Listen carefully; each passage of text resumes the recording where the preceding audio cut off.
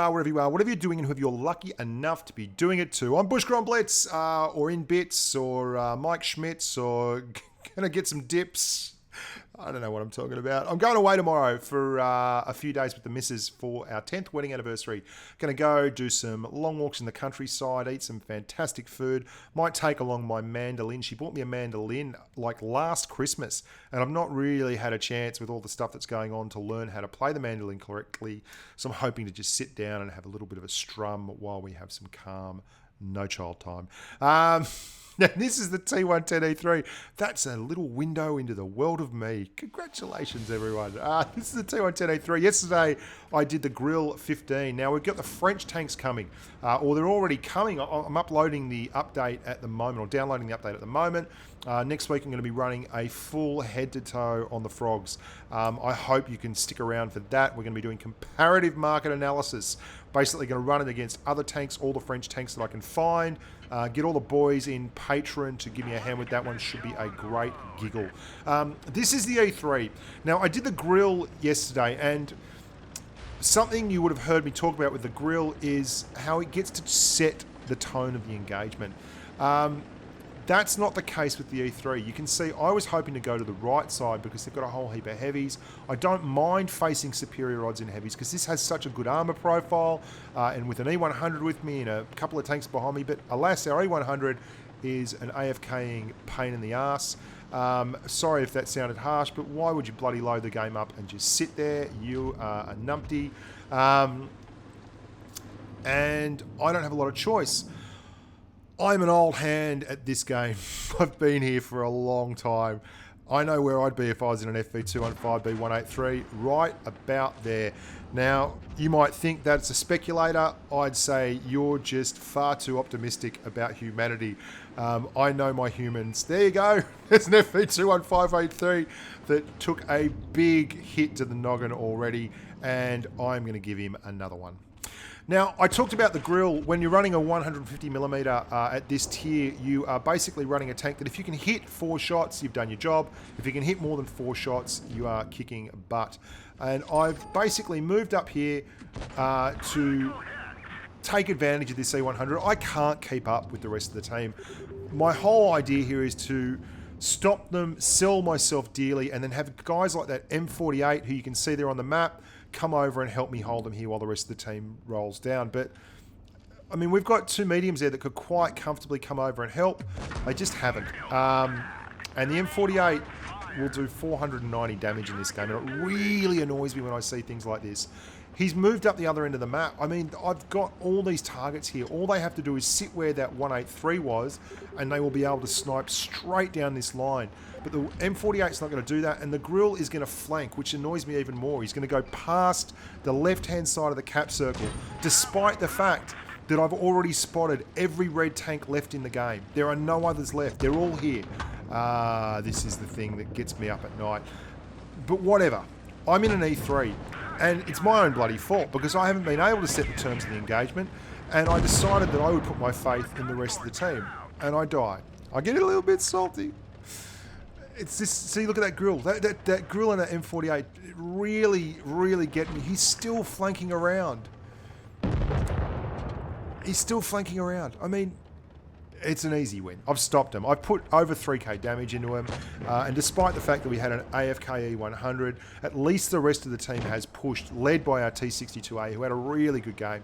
And he's in platoon, so it's no big surprise there. He knows what he's doing. He's pushed really hard. He didn't muck around. He smashed the IS-8 at the back. I'd already put 2 into the 183, and there was only 4 other tanks down here, so they only had to kill 1 other tank, and we did that. So that was grand. That's the E3's issue. You simply cannot set the tone of the engagement. You can choose where you make your stand. That is absolutely true, and you saw there. But you cannot choose where you get to move to and relocate and reposition without... I mean, look at these two. Good God. Within a very small margin of error. I love the E3. I've played I've probably played 1,200 games in this tank. So you've got to understand, I have a huge soft spot for it. This guy had a really good game. And I'm saying good game to the I7 because he pushed. He did the right thing for his team. He was the guy that rolled forward, went to the E100, and then even on low hit points, pushed up on me and risked a whole lot. There you go, the 62A, Ren Lucky Boy. Good on you, mate. Well done. Nearly 4K there. Solid, aggressive play from the 62A. He didn't muck around. He was there and back in a flash. Gotta love that. And the M48, who should have turned around and just had free shots. I mean, he could have put in 3K damage every day of the week, sitting on a hill while they pushed on me, which is kind of what I wanted to have happen. Armor profile wise, though, this tank is just a strong beastie. Really, really odd. And there's a secret about the turrets at the top, and I don't really want to tell you what it is, because then you'll know how to pen it a lot easier. But Mojo's going to kill me for this. If you look at the E3 frontally, the turret everyone shoots for is the one on the top, the big one. That's not where you should shoot.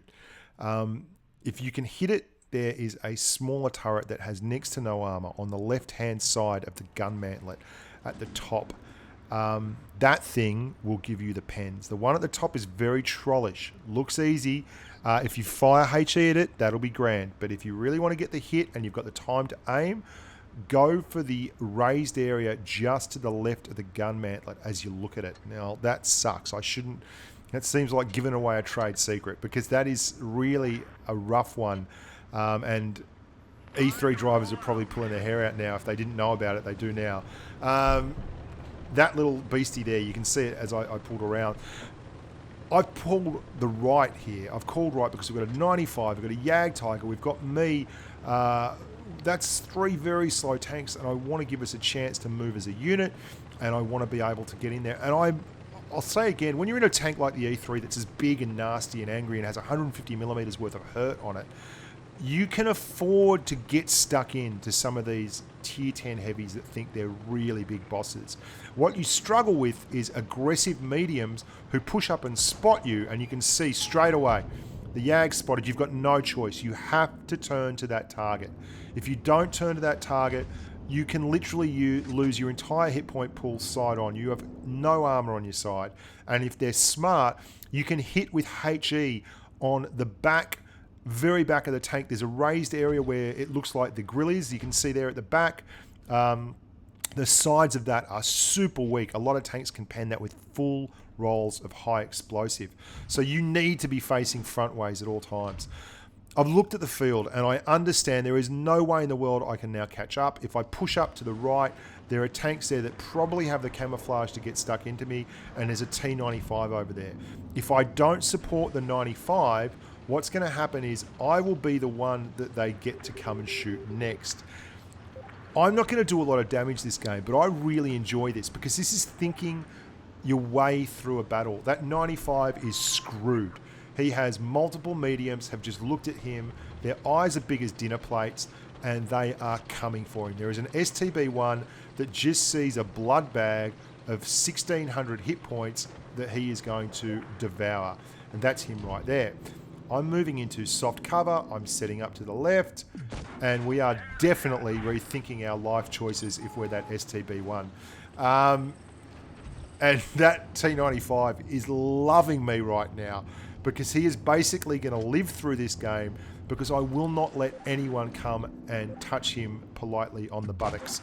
And there's the PTA. They've all had to have a big rethink, and we're now going to move up as the double prong of American justice. I'd love to have got a shot in that waffle. He's just going to evade me, and then I miss the shot here. I decide he's not going to move out, and I start moving. And as soon as I start moving, he moves out. Well done, Waffle Tractor. I am not Stardust, though. Great name. I really love that name. I'm a sucker for names like that. Stardust, very interesting detective novel if you haven't read it. It's a great album by Willie Nelson as well. It's also obviously part of the Star Wars trilogy, the Star Wars movie Rogue One. Moving upwards, onwards, and ever happily. So you can see, I've done 2 things in the first 2 games. One of them was I chose a position where I was going to be able to put out big damage and get targets in front of me. And as long as I could hold them off far enough away, I could make use of the hit points of the AFK 100 and really put some hurt on. The other thing I've done here is I've seen an opportunity to hold the flank and make sure that I can live. There was a big bit of selfish play there by me. I mean, I was happy to support that T95, and he really did need my support. But at the same time, it was a mutually beneficial relationship. He can't go very quickly. I can't go very quickly. They can't pen him very easily. They can't pen me very easily. The thing we really struggle with is tanks that get to our sides and flanks. And if you can find a big tank like that and do this, you will do very, very well indeed. And although that wasn't a flashy game, it wasn't a big damage game, it was a really, really effective game. And we didn't do a huge amount, but we both had full hit point pools at the end to smash with. And if the guys in town had any trouble, we were in a perfect position to pour the fire in. So here's game number 3. And this is, I was probably feeling a little bit salty. I mean, I don't get very angry. I just, it's more just the frustration. And we've all seen it here. We've got a Leopard PTA and a T54 here. I called right. I'm so happy to support them. I want to be the big brother on their back. I want to say, and look at it. I just don't know where they're going. I don't know what they're doing. That 54 particularly, I don't know where he is going. And we've got like 2 guys at the back there. The grill, you can't really blame him. He's in a sniping tank. I give in. So it's up to me now. I'm in a bad position. I've got to push this flank. There is no other way around it. I've got to push this flank. I don't have time. If I turn and they move, they'll get shots at my back. And any experienced player can put high explosive into the back of this tank for a full roll, which is not fun at all. I've loaded up the HE in the vain hope that I will get a nice shot on this PTA. I line it up, but he reverses into an IS-7 who bumps him, so he has to go forward again. Very, very much the way the world is, isn't it? Like, that would have been a great shot. You can see I'm angling here. I'm not showing that IS-7 my weak or right-hand side. You don't want to angle where they can get a shot on that right-hand side. If they're a good player and they know where to pen, that's exactly where they will go. And I'm now at the base, and I'm the tip of the spear, which I don't mind doing as long as the rest of the team is helpful. We've got a bit of a problem, though. Our mediums are horrible. Poor old Toshi has very, very low average damage. I think that could be his first tier 9 tank, and he doesn't really know his way around the game yet, and he's struggled and been found out and really copped a flogging there. We've put 3 shots in. If we can get 4 shots in, we'll be doing all right. And that's all you can really hope to do. Like, if you can get 4 shots in with one of these guns, that is going to be 2,600 damage. If you can do 2,600 damage with a 1,900 hit point pool, you've gone okay. You always want to at least do your hit point pool, but more the better. And we get another shot in. We were firing APCR, which was a bit of a waste on the Leo. We actually meant to fire HE into him, but there you go. We ended up doing what we had to do. We really want to hunt down that IS-7. The Leo, I left him on 3 hit points, which is brutal. You want to get these kind of tanks. When you're in this kind of tank, the ones you really want to get stuck into are the tanks that can flank you. You can handle big, nasty tanks. You can handle tanks like IS-7s and IS-4s, and that you can trade hit points and come out on top, or peek-a-boom, and that's all doable. The things you struggle with are light tanks or fast tanks, and I've now got real stress here because I've got a Grill 15, a T54 and a Leopard PTA all still alive, all still out and about, and I can't move. And this is the problem with an E3. It's one of the reasons why I love playing this tank in platoon with another big nasty or a tank that will support you on the flank. You can move about and do the business in it, and have someone cover you.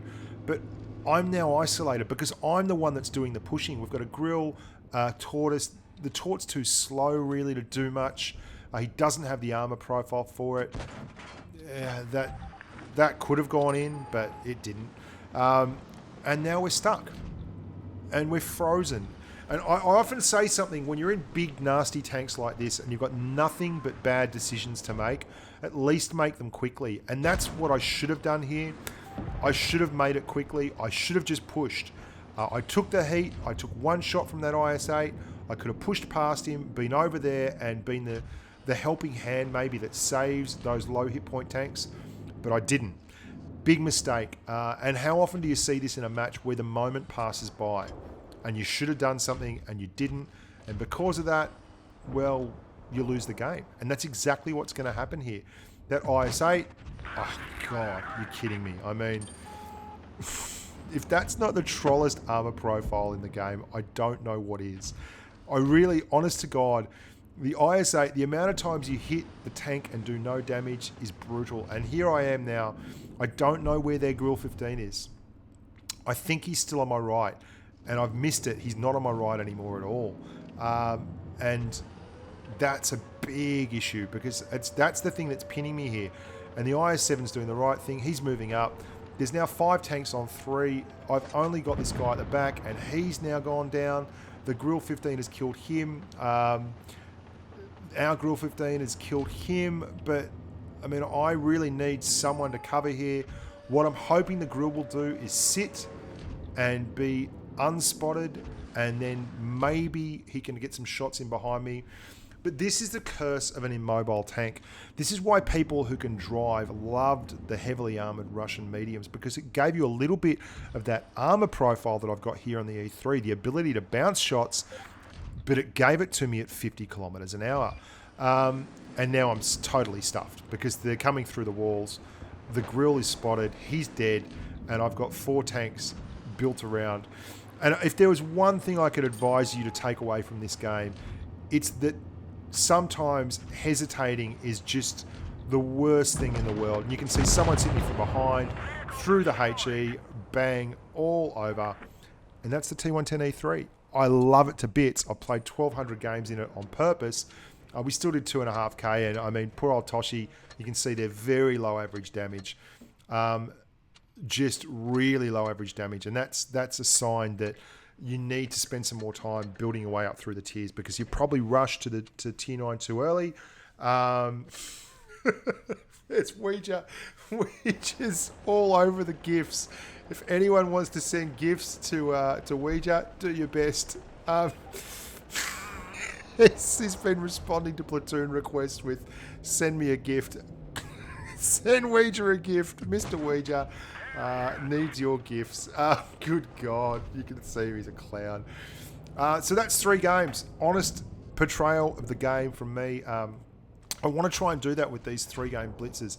I just went 3 games in the Grill, changed tanks, 3 games in the T110E3, and there's your 2 videos, and you get an idea on what's behind the scenes with them, how I play them, their faults and their weaknesses. And I feel a little bit rough there for the poor old T110E3, because the first 2 games you saw what it can do. It's very intimidating. The first game especially, I don't mind coming up against big numbers of heavy tanks in this tank, because you can hit frontally. If you can keep them in front of you and you learn how to side scrape and you learn how to cover your lower glacis and you learn how to wiggle, you can land 5 shots.